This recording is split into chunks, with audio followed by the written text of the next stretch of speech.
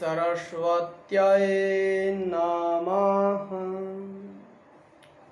सुप्रभात प्रिय विद्यार्थियों, आज की कक्षा में आप सबका हार्दिक अभिनंदन।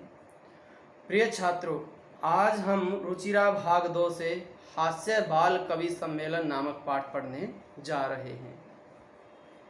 हास्य मतलब हंसना, बाल कवि सम्मेलन यानी कवि सम्मेलन जिस तरह होता है कवियों का सम्मेलन, उसी तरह ये बच्चों का बाल कवि सम्मेलन है, बच्चों का कवि सम्मेलन है, ठीक है। और हंसना, देखो आज प्रतियोगिता का युग है, भौतिकवादी युग है, हर मनुष्य प्रतियोगिता यानी होड़ में लगा हुआ है, एक दूसरे से आगे निकलना है, तो मानसिक भी और शारीरिक भी परेशानियां रहती हैं। तो इसी तरह बच्चों के ऊपर भी मानसिक उनकी पढ़ाई का बोझ रहता है। आज के इस जो भौतिकवादी युग में, प्रतियोगिता के युग में शारीरिक मानसिक उन्हें भी परेशानियां रहती हैं। तो ये सीबीएसई द्वारा आपके पाठ्यक्रम में पाठ दिया गया हास्य, ताकि हंसने से हम क्या करें, तनाव से मुक्त हो सकें, तनाव दूर हो जाए। और हंसने से शारीरिक विकास भी होता है तथा मानसिक विकास भी होता है। तो इसीलिए कहा जाता है कि हंसना अत्यंत आवश्यक है और हंसाना एक बहुत अच्छी कला है। तो आइए आज हम ये पाठ पढ़ने जा रहे हैं। आप सभी बच्चे अपना पुस्तक निकालकर पेंसिल साथ रखें, ताकि कोई भी कठिन शब्द है या व्याकरण है कुछ भी आप उस पर लिख सकें। अपनी पुस्तक साथ रखना। ये पाठ आपको मैं दिखा देता हूँ। आज हम ये पाठ पढ़ने जा रहे हैं, तो हम पाठ का प्रारंभ करते हैं। हास्य बाल कवि सम्मेलनम। अव्यय प्रयोग। अव्यय क्या होते हैं? अव्यय वे शब्द होते हैं जो सभी लिंगों में, सभी वचनों में और सभी पुरुषों में एक जैसे रहते हैं, जिनमें कभी भी बदलाव नहीं होता। जैसे अब हमने च कह दिया, च, अपि, ये शब्द क्या है? अव्यय। ये सभी भाषाओं में अव्यय होते हैं। ना तो इनके रूप चल सकते, ना लिंग, ना पुरुष वचन, हर जगह एक जैसे रहते हैं। सभी भाषाओं में ये ऐसे होते हैं। ये हिंदी में भी और अव्यय है। अपि मतलब भी, यानी राम भी जाता है, सीता भी जाती है, तो भी कभी बदला नहीं। छात्र भी जाते हैं, छात्राएं अधिक हो गई, छात्राएं भी जाती हैं, छात्रा भी जाती है। तो हर जगह भी नहीं परिवर्तन हुआ कहीं भी। तो इसी प्रकार चाहे और भी, हिंदी में भी, इंग्लिश में भी आप एंड शब्द है और, तो वो हमेशा एंड ही रहता है, कभी उसमें एस, ई एस, बहुवचन ऐसा कहीं भी प्रयोग नहीं होता। तो ये अव्यय शब्द कहलाते हैं।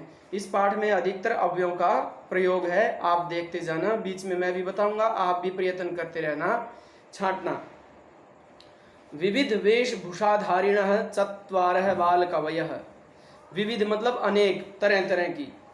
वेशभूषाधारिण, वेशभूषा जो हम पहनावा पहनते हैं, ये हमारी क्या है? वेशभूषा है।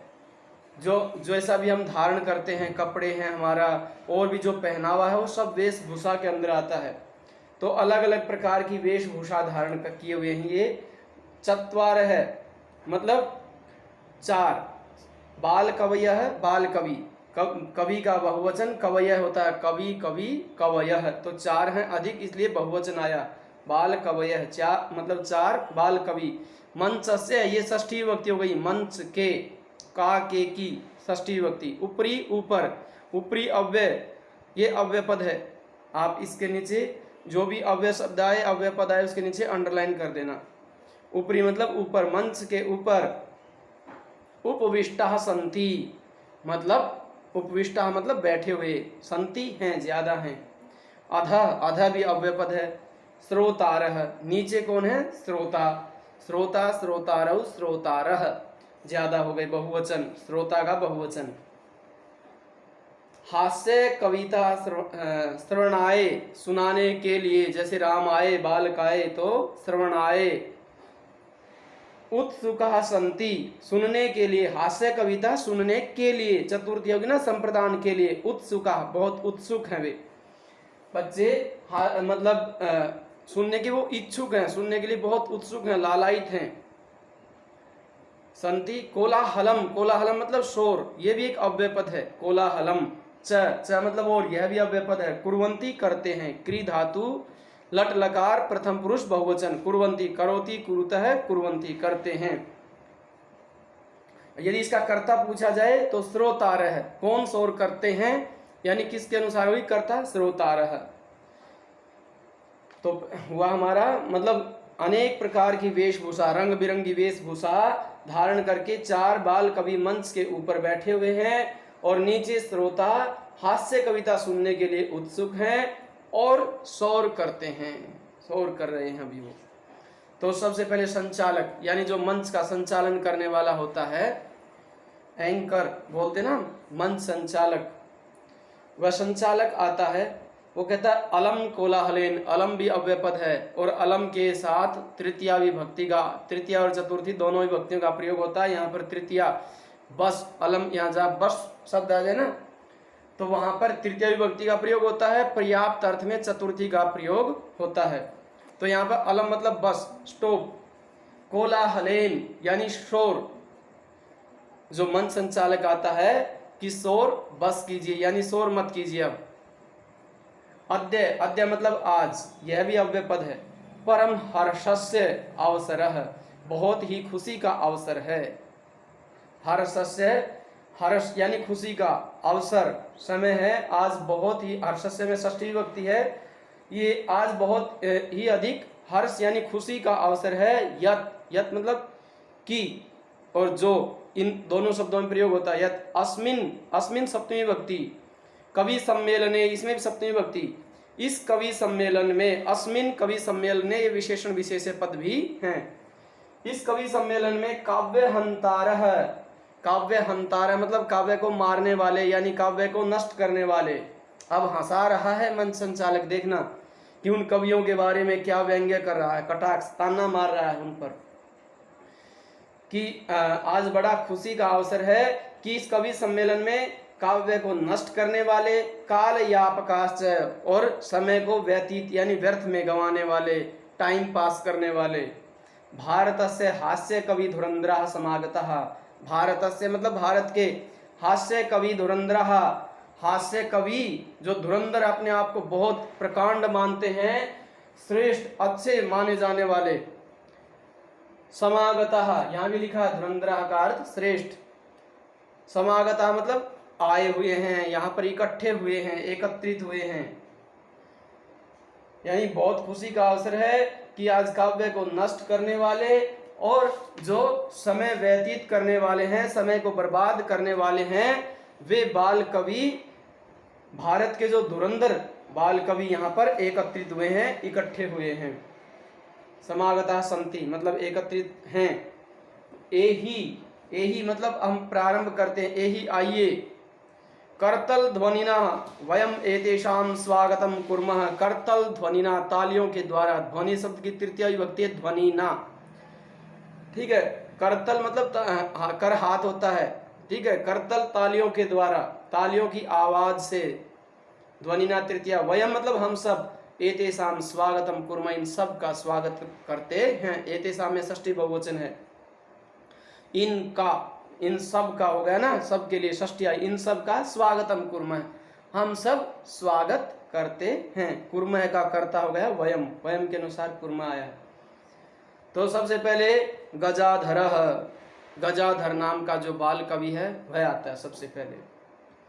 सर्वेभ्यो अरसिकेभ्यो नमो नमः, ये अवग्रह चिन्ह लग गया, यानी सर्वेभ्यः प्लस में अरसिकेभ्यः, इसको हम अवग्रह चिन्ह बोलते हैं प्रिय छात्रों हो।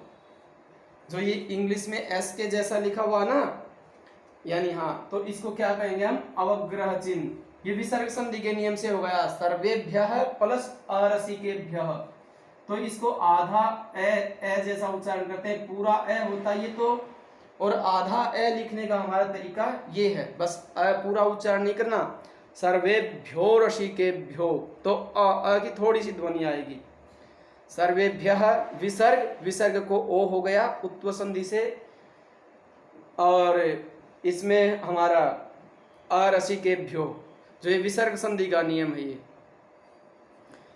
नमो नमः, वो कहता है सभी अरसिक यानी नीरस, जो एक तो रस होता है, रस से भरपूर होते हैं। कोई जैसे हम वीर रस की कविता, हास्य रस की कविता जब ये सुनाते हैं तो श्रोता भी उत्सुक होते हैं, लेकिन कवि यहाँ भी व्यंग्य करता है, कटाक्ष करता है कि सभी यहाँ पर नीरस बैठे हैं, किसी में कोई रस नहीं है।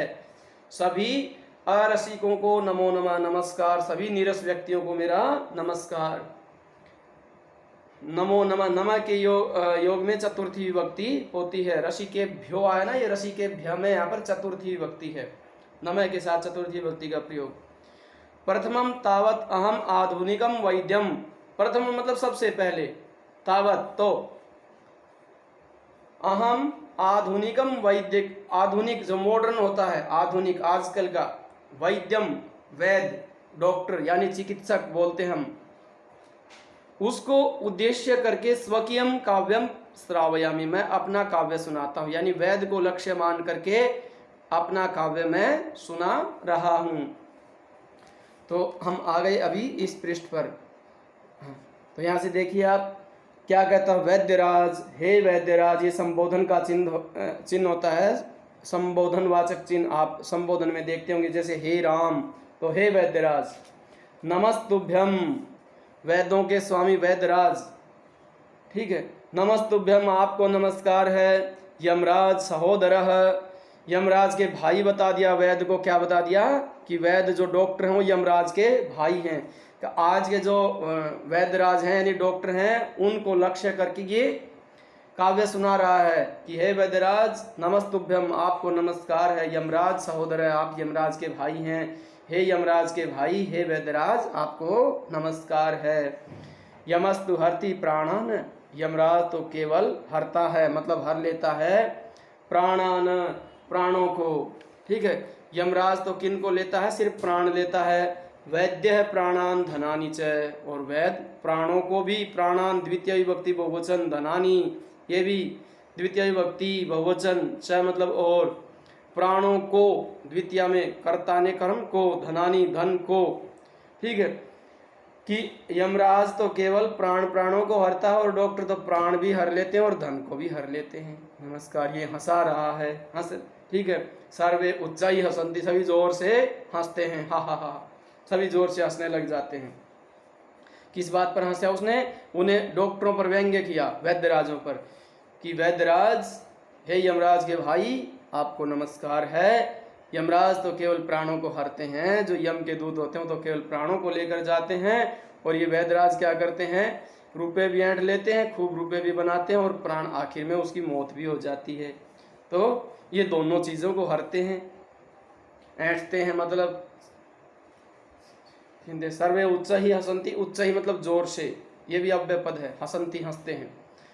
कालांतकः, अभी कालांतक नाम का जो हास्य बाल कवि था वह आता है, वो कहता है, अरे वैद्यास्तु सर्वत्र परंतु न मे मादृशा कुशलः, वैद्य तो हर जगह, वैद्यः प्लस तु विसर्ग, वैद्यः बहुवचन ज्यादा और विसर्ग के स्थान पर स हो गया, वैद्यः प्लस तु, वैद्य तो सर्वत्र हर जगह होते हैं, परंतु न में, परंतु न ते, परंतु वे, ते मतलब वे सब, कौन, वे वैद्य, मादृशः कुशलः, वो मेरे समान, न मतलब नहीं है, न भी अव्यय पद है, मादृशः कुशला, मेरे समान कुशल नहीं है। चतुर, कुशल मतलब प्रवीण, अपने काम में निपुण। जनसंख्या निवारणे, किसमें निपुण नहीं है, जनसंख्या का निवारण करने में।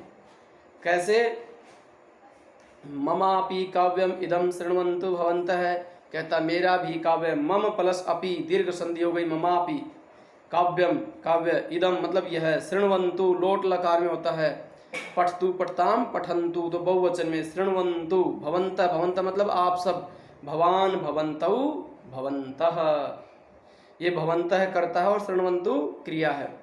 मेरा भी यह काव्य आप सब सुनिए, कि मैं जनसंख्या का निवारण कैसे करता हूँ, जनसंख्या का कंट्रोल, कि वैद्य जो डॉक्टर प्राणों को हरते हैं ना और धन को भी हरते हैं, कहता है वो मेरे समान कुशल वो भी नहीं है। किस प्रकार सुनो, चिताम, चिता, चिता होती ना, जब कोई, आपने देखा होगा कोई व्यक्ति का जब स्वर्ग सिधार जाता है, अपने प्राणों को छोड़ देता है, यानी मृत्यु हो जाती है, तो ले जाया जाता है, उनको शमशान में ले जाते हैं, वहाँ पर उनका दाह संस्कार किया जाता है, जलाया जाता है, तो उसको चिता कहते हैं।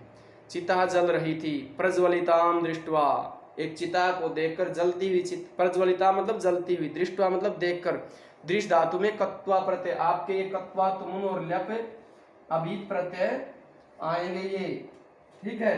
तो ये दृष्ट धातु में कत्वा, आधा क होता है इसमें, आधा क आधा त और वा, त्वा, ठीक है। तो इसमें हम कत्वा पूरा नहीं बोलेंगे, त्वा, क का बिल्कुल थोड़ा सा उच्चारण, तय का भी आधा क है ना, त्वा, और इसका अंत में त्वा से बचता था, दृष्ट धातु में त्वा देख कर, ठीक है। वैद्यो विस्मय आगत है, मतलब जलती हुई चिता को देखकर, वैद्यो मतलब वैद, विस्मय मतलब हैरान हो जाता है, विस्मय आगतः तो मतलब हैरान हो जाता है, आश्चर्यचकित होता है।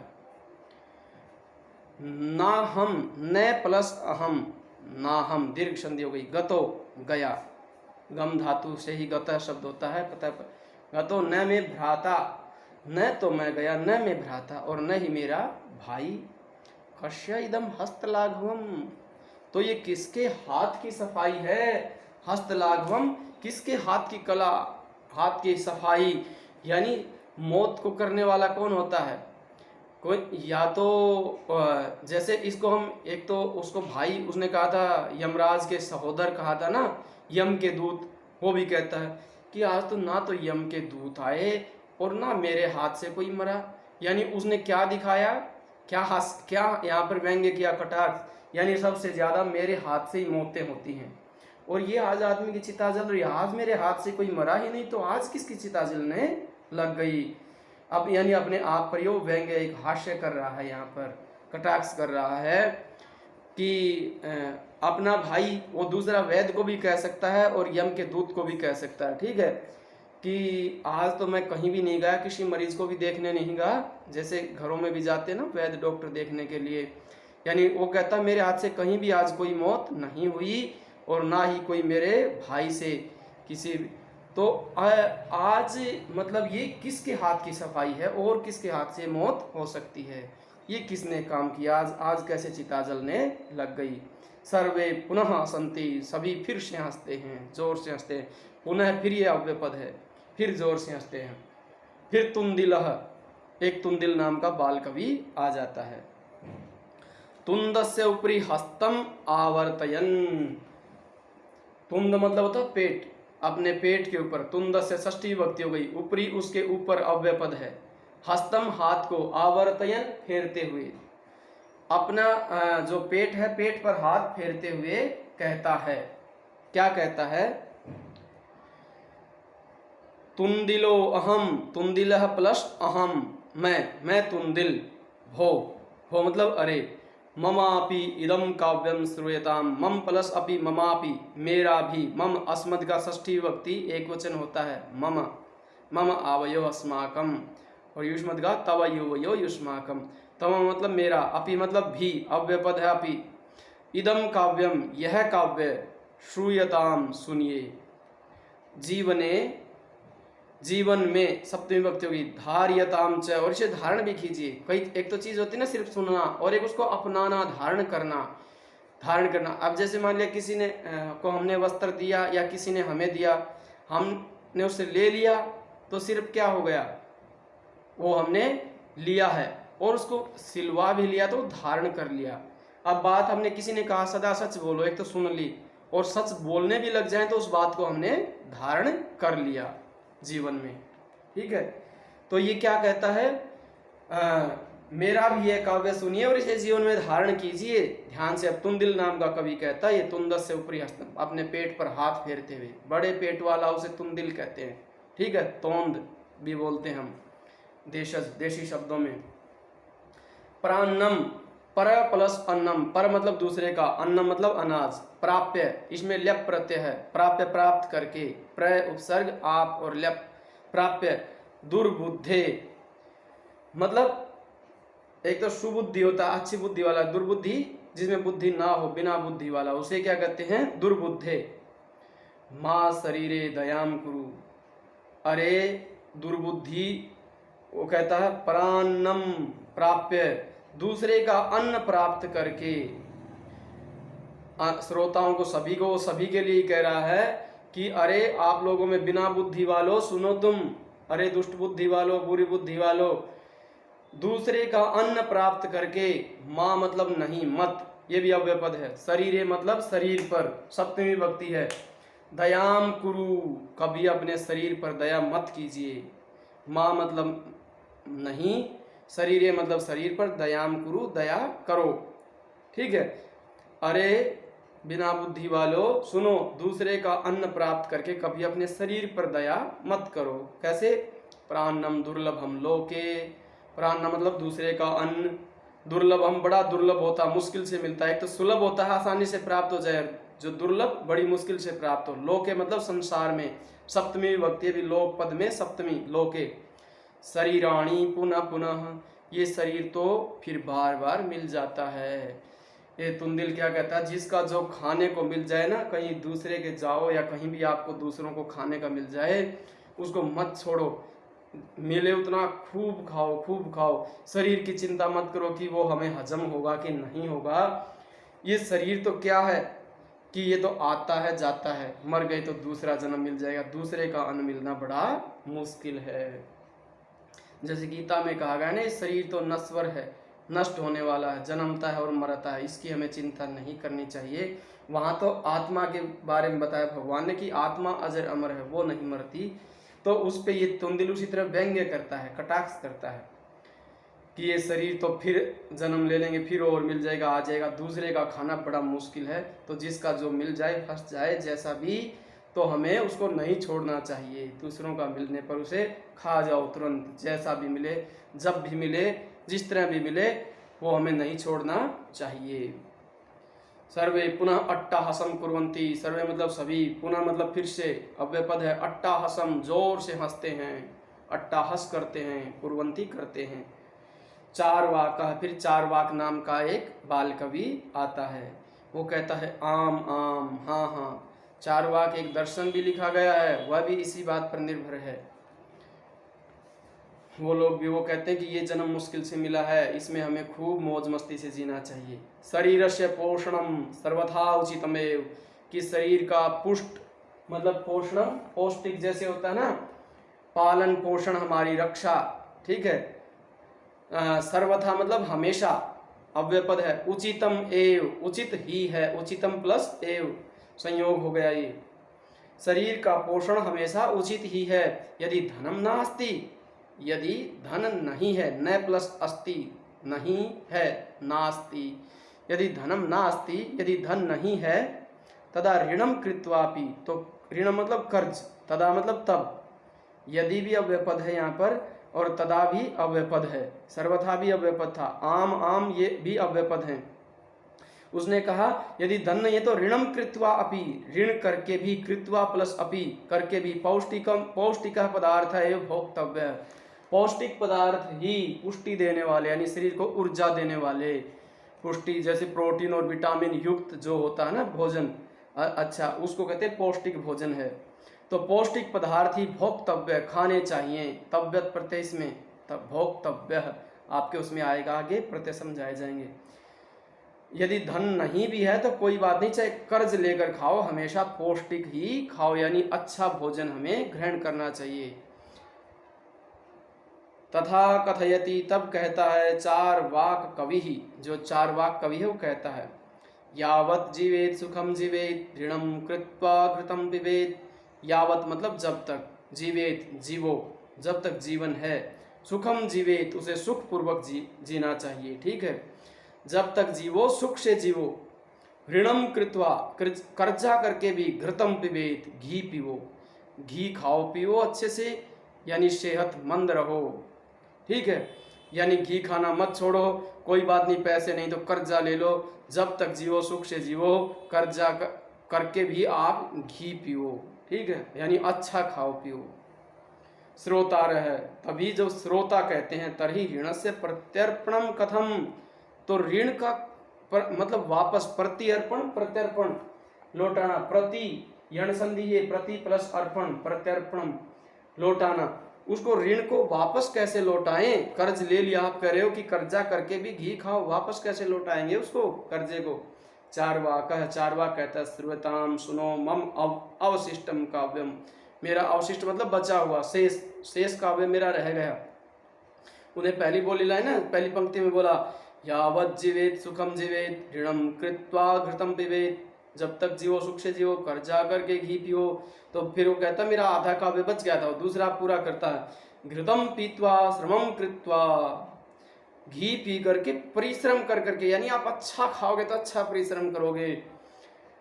श्रमम कृत्वा ऋणम प्रत्यर्पयेत जनः, ऋण का वापस लौटा दो। जिस भी व्यक्ति को से आपने लिया उस ऋण को हम वापस लौटा सकते हैं, यानी अच्छा खाए पिएंगे तो सेहतमंद रहेंगे, स्वस्थ हैं तो हम किसी का कर्जा भी वापस लौटा देंगे। ठीक है। काव्य पाठ श्रवणेन, काव्य पाठ के सुनने से उत्प्रेरित प्रेरित होकर के एक है बालको अपि, वहाँ सुनने वाला एक बालक भी आशु कविताम रचयति, एक आशु कविता यानी उसी समय आशु भाषण, जैसे आप एक्सटेम्पर बोलते हैं ना इंग्लिश में, एक्सटेम्पर स्पीच जो होते हैं कि उसी समय बोलना। पहले एक तो आपको भाषण होता है डिबेट भाषण, आपको पहले विषय मिल जाता है कि इस विषय पर बोलना है, अरे एक उसी समय आपको विषय दिया गया तभी बोलना, तो उसको हम आशु कविता यानी उसी समय उसने कविता रची, रचयिता हास्यपूर्वकम च श्रावयति, और उसको हंसी पूर्वक सुनाता है। वो बालक क्या कहता? बालक श्रूयताम भो, अरे भो मतलब अरे, श्रूयताम मतलब सुनो सुनो, आप सुनिए सुनिए, ममापि काव्यम मेरा भी काव्य, मम मतलब मेरा, अपि मतलब भी, काव्यम का मेरा भी काव्य सुनिए। गजाधरम कविम चैव, च प्लस एव ये वृद्धि संधि है, चैव, च भी अव्ययपद है, एव भी अव्ययपद है। तुंदिलम भोज्यलोलुपम, किसको? एक तो गजाधर कवि को, और तुंदिल जो बड़े पेट वाला, भोज्य लोलुपम जो भोजन का लोभी लालची कवि उसको भी, कालांतकम ये भी एक बाल कवि था उसको, तथा वैद्यम चारवाकम जो चारवाक एक वैद्य ये भी था कवि उसमें। च नमाम्य हम, मैं इन सबको नमस्कार करता हूँ सभी। तभी एक वहाँ पर श्रोता एक बालक होता है, वो सुन करके वो भी एक कवियों को देख करके कविता रच देता है, क्या उनका धन्यवाद भी अर्पण हो जाता है इसमें कि सभी को सुनो सुनो मेरा भी काव्य सुनो। गजाधरम कविम चैव, गजाधर कवि को, और भोजन के लालची तुंदिल को, कालांतक को, तथा चारवाक वैद्य को, सभी को क्या है नमामि प्लस अहम, यण संधि है यहाँ पर, ई को यह हो जाता है नमाम में हम, कि मैं नमस्कार करता हूँ। काव्यम श्रावयित्वा, काव्य को सुना करके, हा इति कृत्वा हस्ती, ऐसा करके जोर से हंसता है। अन्य चापी और भी, च प्लस ये अपी ना, अन्य चापी अन्य और दूसरे भी, हसंती हंसने लग जाते हैं। सर्वे गृहम गच्छन्ति, और हंस कर सभी हंसते हैं, और हंसते हंसते सभी गृहम गच्छन्ति घर को चले जाते हैं। ये हमारा हुआ क्या? काव्य हास्य बाल कवि सम्मेलन नामक पाठ पूरा हुआ। तो आप भी प्रिय छात्रों इसको सुनते सुनते भी हंसिए और बाद में भी जोर से हंसिए। हंसने से मन के विकार दूर हो जाते हैं, तनाव दूर हो जाते हैं। हंसने से शरीर में रक्त संचार भी अच्छा होता है, शारीरिक मानसिक बुद्धि का भी विकास होता है, शरीर का भी विकास होता है। ये शब्दार्थ दिए गए हैं, आप शब्दार्थों को भी देखना, आपको पाठ में बताए भी गए हैं। और आगे अभ्यास दिया गया है, उच्चारण करना। ये अव्यय पदों का आपने उच्चारण अभी भी किया है, साथ में वही पाठ में या ये सभी आपको बताए भी हैं। आप फिर इनका उच्चारण कर लेना, जैसे ऊपरी अधः, उच्चहि निच्चहि बहि बहि, विसर्ग है अलम कदापि, अंतः पुनः, कुत्र कदा एकदा। ठीक है, ये अव्यय पदों से वाक्य पूरा करना है हमारा। अलम होता है बस, अंतः मतलब अंदर, बहि बाहर, अधः नीचे, ऊपरी ऊपर। ठीक है, वृक्षस्य खगाः वसंती, पेड़ के मतलब खगा पक्षी होते हैं, वसंती रहते हैं, तो कहाँ रहते हैं? पेड़ के ऊपर, तो ऊपरी हो गया। विवादेन, झगड़ा बस कीजिए, अलम अलम विवादेन। वर्षा काले गृहात्मागत, वर्षा काल में घर से बाहर मत जाइए। बही मंचस्य अधः, मंच के नीचे श्रोतारः उपविष्टः, नीचे श्रोता बैठे थे, ऊपर तो संचालक और नीचे कवि। छात्राः विद्यालयस्य प्रविशन्ति, छात्रा विद्यालय के अंतः अंदर प्रवेश करते हैं। 4 बाल कवि तो मंच के ऊपर थे और श्रोता नीचे थे। ठीक है, इनमें से एक अशुद्ध पद है जो हमें छांटना है कि कौन सा अशुद्ध है इनमें से। जैसे गमंती, यच्छन्ति, प्रच्छन्ति, धावन्ति, सभी 3 सही है, गमंती नहीं होता, गच्छन्ति होता है गम धातु में। तो ये यच्छन्ति भी सही, प्रच्छन्ति भी, धावन्ति भी, ये गमंती अशुद्ध है यहाँ पर। रामेण भी सही है, गृहेण भी सही है, सर्पेण भी सही है, गजेण, गजेन होना था, गज की तृतीया में, गजेण नहीं होता, तो ये अशुद्ध है। लतया, मातया, रमया, निशया, बाकी सब में तृतीया एक वचन है, माता की तृतीया में मात्रा होता है, तो ये अशुद्ध, मातया नहीं होता। लते, रमे, माते, प्रिय, तो ये जो इनमें भिन्न है, ये लते, रमे, ये तो हो गए हमारे जो संबोधन एक वचन में बोलते हैं, हे लते, हे रमे, ठीक है। और प्रिय, माते, माते नहीं होता, ठीक है। लता, लते, लता, ये उसमें भी ये होता है, जैसे लता, लते, लता, तो रमा, रमे, रमा, द्वितीया उसमें, प्रथमा में, द्वितीया में प्रिय भी होता है, लेकिन माते का रूप ऐसे नहीं चलता, माता, मात्र, मात्र चलता है, ठीक है। तो इसमें माते अलग हो गए इनसे। लिखती ठीक है, गर्जती ठीक है, फलती ठीक है। सेवती, सेवती आत्मने पद है, सेवते होता, सेवती नहीं होता, तो इसमें सेवती अशुद्ध है। अब इसके समानार्थी यानी पर्यायवाची शब्द में छांटने। प्राप्य, प्राप्त करके, लब्ध हुआ, इसका पर्यायवाची है ये देखते जाना। और कुशलः, कुशल, इसका दक्षः, ठीक है। हर्षस्य, हर्ष यानी खुशी, प्रसन्नतायाः। देहस्य, प्रसन्नता में प्रसन्नतायाः षष्ठी होती है, हर्ष जो हर्षस्य में भी षष्ठी, इसमें भी षष्ठी है। देहस्य, शरीर का यानी शरीरस्य। वैद्यम, चिकित्सकम। अब हमारा आ गया अगला प्रश्न, ये आपका हो गया होगा। अब इस पृष्ठ पर आ गए हैं। मंचे कति बाल कवि है, मंच पर कितने बाल कवि बैठे थे, तो कितने थे, चत्वारः, हम लिखते हैं यहाँ पर, हाँ ये चत्वारः मंचे। के कोलाहलम कुर्वन्ति, शोर कौन करते हैं, श्रोतारः, ठीक है। ये गजाधर कम उद्देश्य काव्यम पर, किसको वो उद्दिष्ट करके काव्य को सुना रहा है, गजाधर।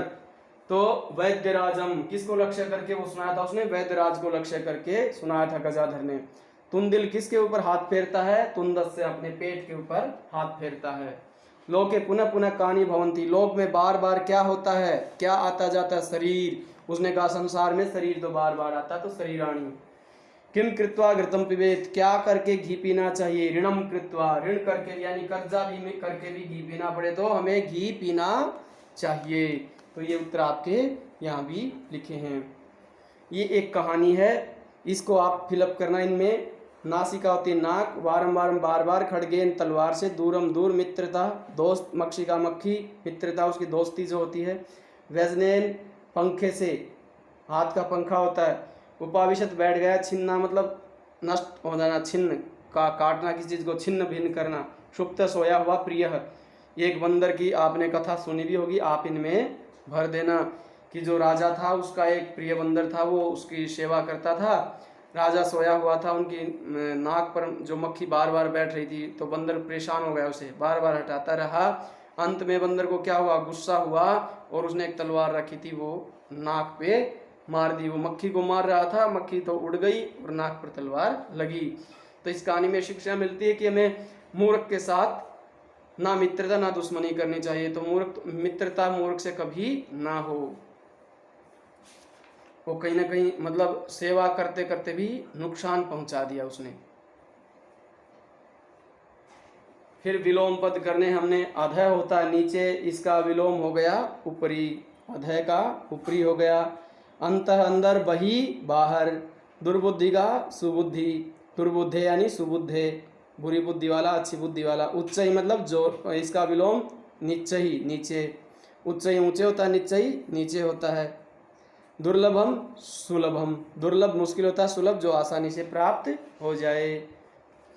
ठीक है, अब प्रिय बच्चों इसने यही बताया कि हमें इस पाठ में ये अव्यय पद दिए गए हैं, क्या होते हैं, इनको ये एक श्लोक के रूप में बताया गया है। सदृशम त्रिषु लिंगेषु सर्वासु च विभक्तिषु वचनेषु च सर्वेषु यन्न वेति तदव्ययम, यानी जो तीनों लिंगों में सदृशम यानी समान रहे, सर्वासु च विभक्तिषु और सभी विभक्तियों में समान रहे, सभी लिंगों में सभी वचनों में, यानी पुल्लिंग स्त्रीलिंग नपुंसकलिंग सभी लिंग हो गए, और सभी वचन, एक वचन द्विवचन बहुवचन सभी वचनों में, वचनेषु वचनों में, च सर्वेषु सभी वचनों में, विभक्तिषु सभी विभक्ति जो हमारी सप्तमी विभक्ति तक संबोधन तक सभी विभक्तियों में, सभी लिंगों में, सभी वचनों में जो एक जैसा रहे।